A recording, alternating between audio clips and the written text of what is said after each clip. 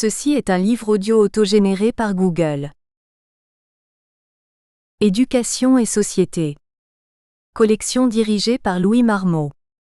La collection Éducations et sociétés propose des ouvrages, nés de recherches ou de pratiques théorisées, qui aident à mieux comprendre le rôle de l'éducation dans la construction, le maintien et le dépassement des sociétés. Si certaines aires géographiques, riches en mises en cause et en propositions, l'Afrique subsaharienne, l'Europe du Sud et le Brésil, sont privilégiées, la collection n'est pas fermée à l'étude des autres régions, dans ce qu'elle apporte un progrès à l'analyse des relations entre l'action des différentes formes d'éducation et l'évolution des sociétés. Pour servir cet objectif de mise en commun de connaissances, les ouvrages publiés présentent des analyses de situation nationale, des travaux sur la liaison éducation-développement, des lectures politiques de l'éducation et des propositions de méthodes de recherche qui font progresser le travail critique sur l'éducation, donc sans doute l'éducation elle-même. Dernière parution. Innocent Fozing, L'éducation au Cameroun, entre crise et ajustements économiques, 2015. Vladislav Ergieux-Aksantegiutski et Alexandre Tchoudinov, Le précepteur francophone en Europe, 17e-19e siècle, 2013. Ren Goldstein, Éveilleur d'espoir. Makarenko, Garik Freinet, 2013. Gaston Mialaret, Pour la recherche et la formation, 2013. Gilles Boudinet, Deleuze et l'antipédagogue, vers une esthétique de l'éducation, 2012. Saleh Hagam, Le développement de l'éducation en Afrique subsaharienne, 2012.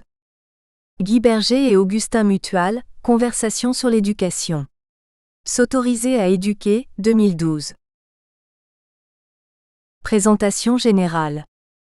Les années 2000 posent la question fondamentale de l'articulation entre la formation et le monde du travail.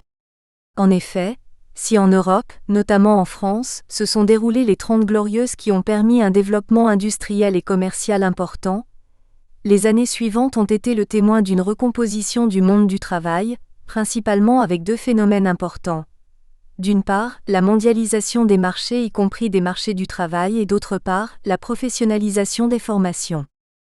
Si les universités étaient à l'abri des questions posées au monde du travail, l'arrivée du chômage suite à la crise financière de 2004 a bousculé l'identité de l'université qui jusque-là attribuait aux étudiants des diplômes basés sur les savoirs savants, théoriques, peu en articulation directe avec les demandes du marché du travail. Cette articulation était même parfois rejetée dans un refus catégorique de participer à une idéologie capitaliste, considérée comme contraire au développement de la pensée désintéressée. Une telle situation exige donc un effort des gouvernements pour répondre à cette recomposition du tissu éducatif et économique, principalement les institutions éducatives et de formation. Les diplômes existants ont dû conjuguer avec ces phénomènes, et insérer dans leur maquette de formation des parties variables de professionnalisation. Si cette préoccupation professionnelle peut être relativement facile pour les diplômes liés à des champs professionnels comme la biologie, le droit ou la médecine, cela est moins évident pour les sciences sociales et humaines. En effet, à quel métier prépare un diplôme universitaire d'histoire ou de philosophie ? Cette question est d'autant plus forte quand on parle du doctorat, diplôme le plus élevé donné par les universités, qui a nécessité au moins 9 années d'études après le bac, c'est-à-dire un fort investissement financier et humain. L'étude que nous exposons ici concerne ces étudiants, titulaires ou en cours d'obtention du doctorat en sciences sociales et humaines. Comment peuvent-ils affronter le marché du travail ? Sont-ils armés pour le faire ? Quels sont les facteurs qui pourraient expliquer la réussite ou l'échec d'un doctorant dans son insertion dans le tissu économique ? Des considérations comme le genre, l'âge, l'origine sociale, permettent de comprendre les parcours de ces étudiants, leur réussite ou leur échec dans l'insertion du marché du travail.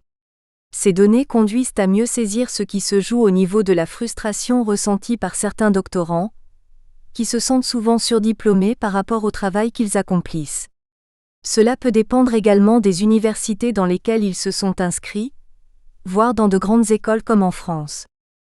Il y aurait parfois comme un effet de plafond de verre, c'est-à-dire une interdiction liée aux représentations et aux aspirations, parfois plus marquée dans certains cas, qui éclairerait le fossé creusé entre le système de formation et le marché de l'emploi.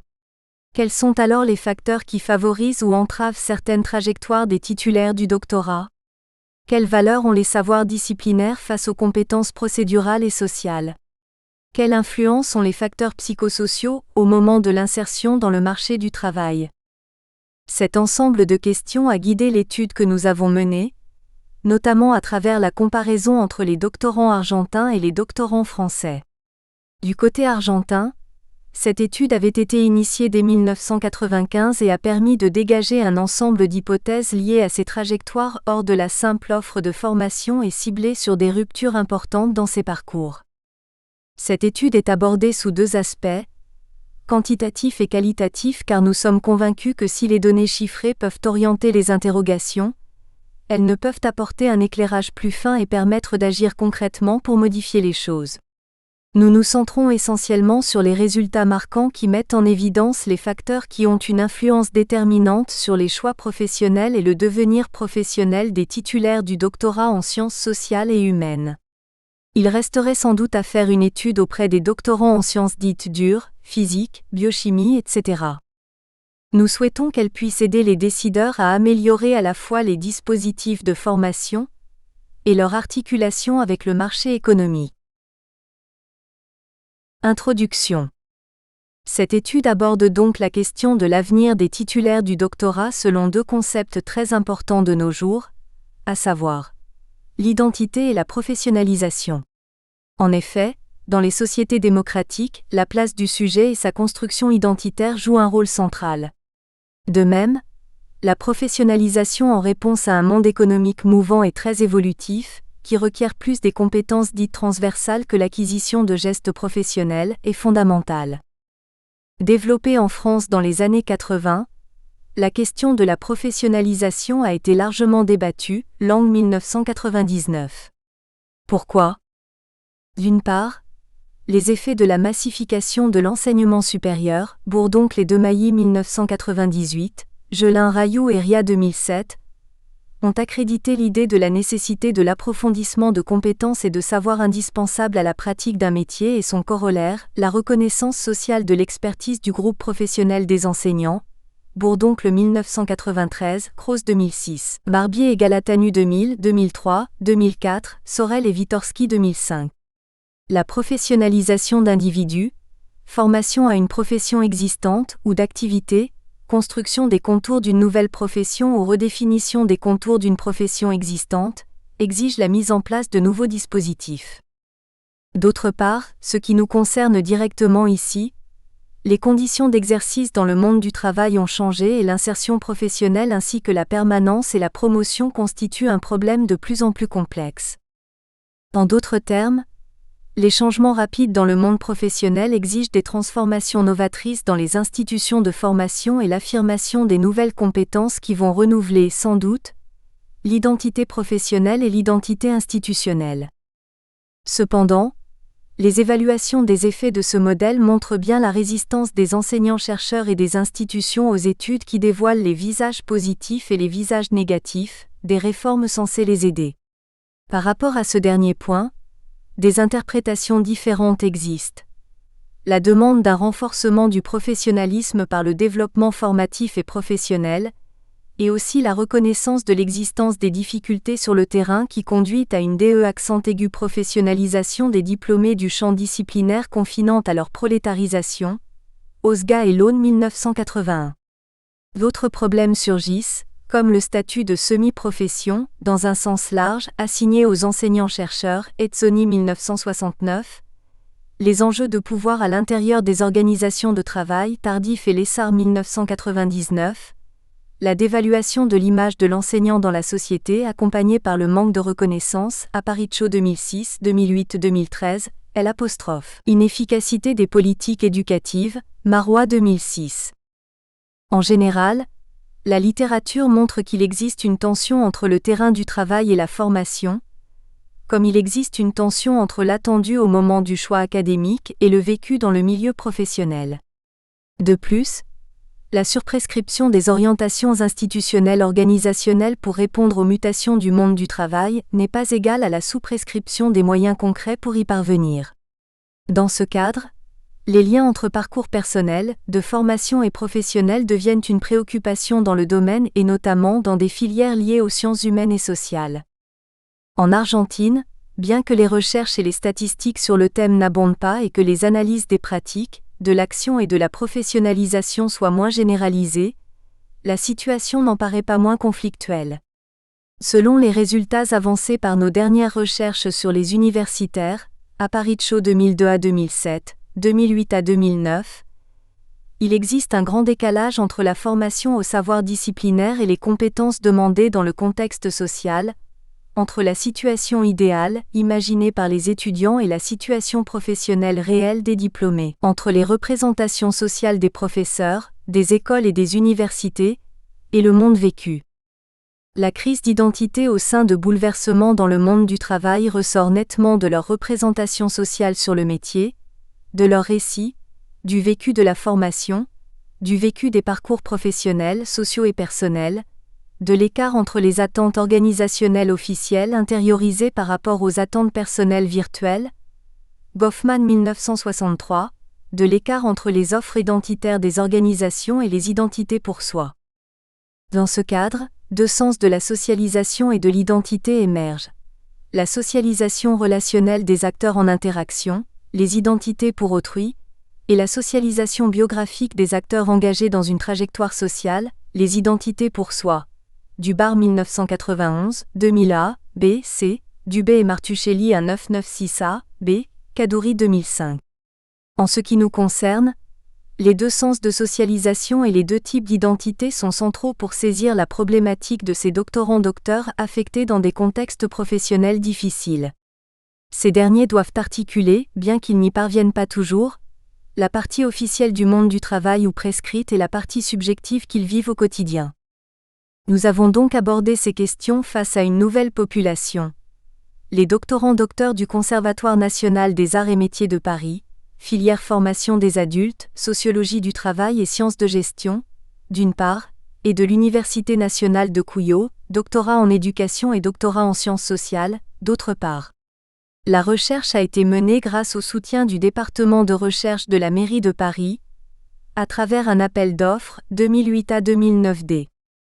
Par ailleurs, ce qui concerne les identités institutionnelles, voire disciplinaires, ainsi que les processus de reconstruction identitaire, s'accompagne d'une autre question, comme nous venons de l'évoquer, celle des conditions concrètes d'insertion, de permanence et de mobilité professionnelle, conditions qui vont apparaître dans les trajectoires des doctorants. Deux aspects complémentaires de cette étude sont abordés.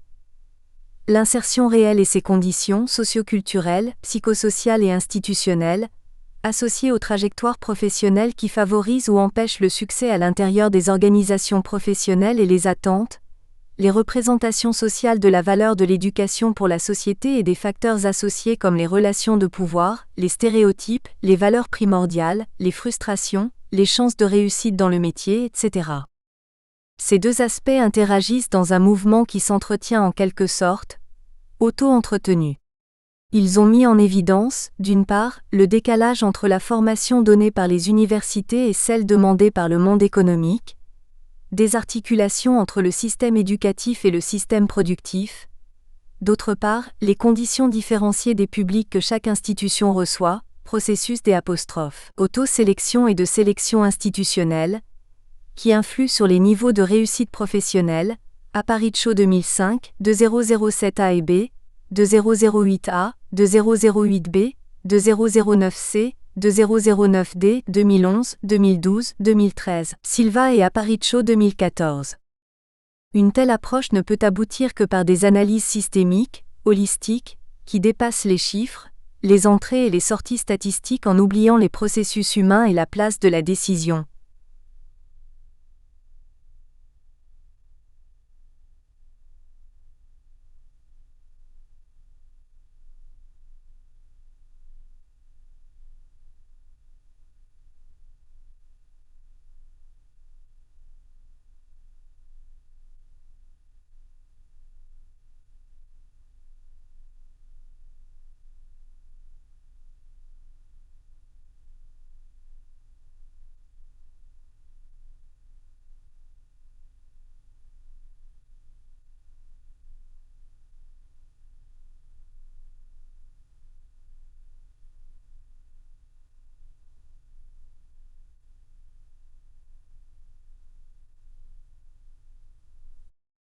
Tenter de connaître et de comprendre les facteurs qui permettraient d'anticiper la réussite au niveau psycho-individuel du doctorant, tout en impliquant le niveau méso-institutionnel et organisationnel.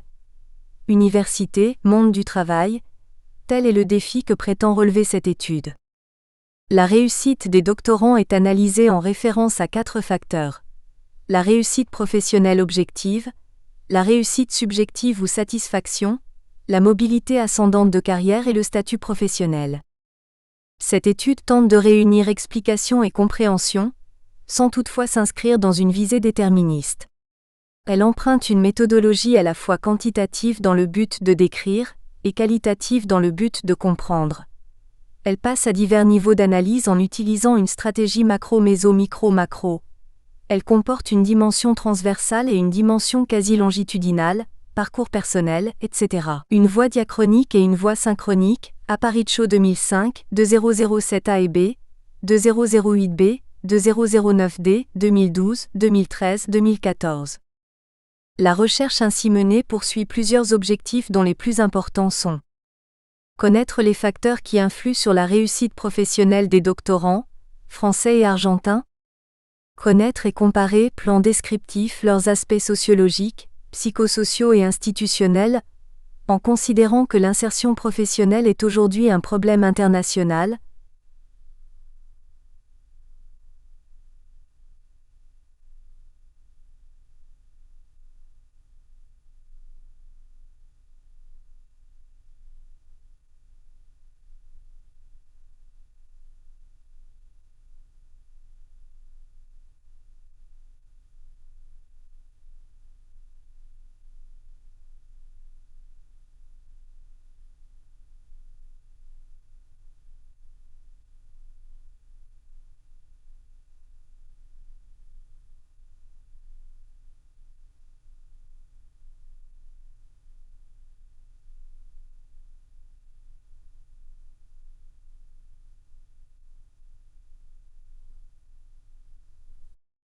Connaître les représentations des 2 groupes, français et argentins, sur la valeur du travail, celle du diplôme, celle d'une formation doctorale, les chances dans l'avenir qui pourraient conditionner les possibilités de réussite.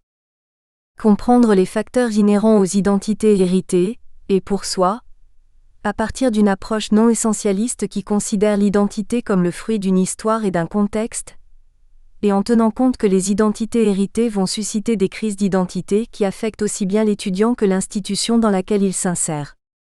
Enfin, donner aux décideurs du domaine éducatif, français et argentin, des éléments de réflexion pour la mise en place de programmes d'amélioration de la qualité de la formation et ou de la formation continue, qui aident les étudiants à s'insérer et à s'adapter aux exigences de la société, ainsi que la mise en place de programmes qui puissent favoriser l'insertion professionnelle des doctorants-docteurs.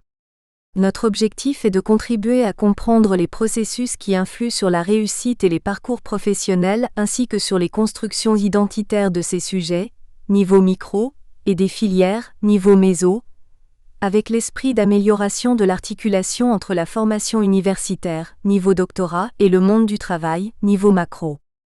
En d'autres termes, nous tentons de répondre aux questions essentielles posées aux formations universitaires actuelles, à savoir, que deviennent les doctorants des filières abordées en matière de profession, de marché du travail ou de promotion s'ils ont déjà un métier? Dans quelles structures professionnelles sont-ils placés? Quels sont les aspects qui définissent leur insertion réelle, en termes de réussite objective, de satisfaction, de position dans l'échelle hiérarchique et existe-t-il une mobilité professionnelle? Quelles attentes ont-ils par rapport au doctorat? Quelle représentation ont-ils concernant l'éducation comme vecteur de progrès? Quelles sont les valeurs priorisées? Cherchent-ils la stabilité, la réalisation ou encore privilégient-ils les bénéfices économiques qui pourraient être associés à l'obtention d'un diplôme de docteur? Comment voient-ils leur avenir? Comment conçoivent-ils leur rôle? Quels sont pour eux les facteurs prioritaires pour le marché au moment de l'insertion? Les savoirs disciplinaires? Les savoirs en action? Comment ont-ils vécu l'articulation ou le décalage entre les compétences acquises à l'université et celles requises par le marché? Le fatalisme ou l'espoir domine-t-il dans leur groupe? L'identité pour soi ou pour autrui, domine-t-elle? Finalement, Ces doctorants français et argentins sont-ils une communauté de membres partageant des identités et des intérêts spécifiques? Existe-t-il des différences entre les deux groupes nationaux? Tous ces éléments sont centraux dans la configuration de l'identité professionnelle. L'approche comparative permettra de mieux approcher ces identités. Le livre se présente donc sous la forme de 3 grandes parties. La première partie expose le cadre conceptuel et statistique, permettant de prendre connaissance des profils statistiques des personnes passant par un doctorat. Le premier chapitre retrace un bref historique de l'évolution de l'université. Nous espérons que vous avez apprécié cet aperçu. Pour continuer à écouter ce livre audio sur Google Play Livres, utilisez le lien dans la description de la vidéo.